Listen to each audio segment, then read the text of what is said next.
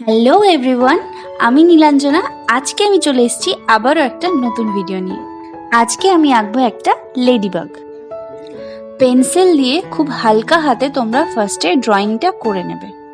কেউ কিন্তু খুব ডিপ করে আঁকবে না, মানে পেন্সিলটা খুব জোরে চেপে ধরে আঁকবে না।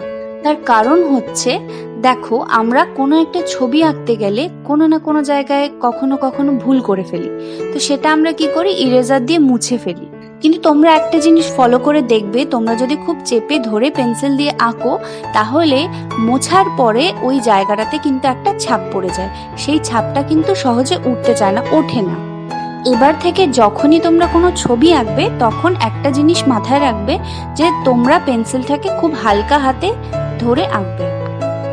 আচ্ছা, পেন্সিলে আঁকা কমপ্লিট হয়ে গেল। এবার আমরা কি করব, এবার আমরা জেল পেনটা দিয়ে আমরা এর উপর থেকে আরেকবার এঁকে দেব।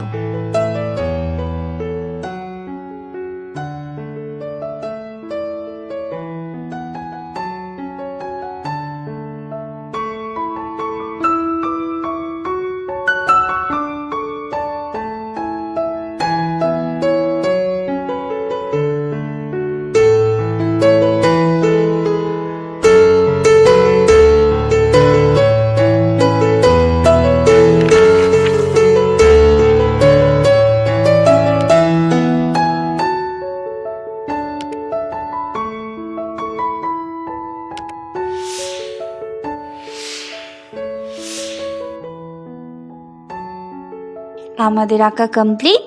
তো চলো এইবার আমরা কালার করব।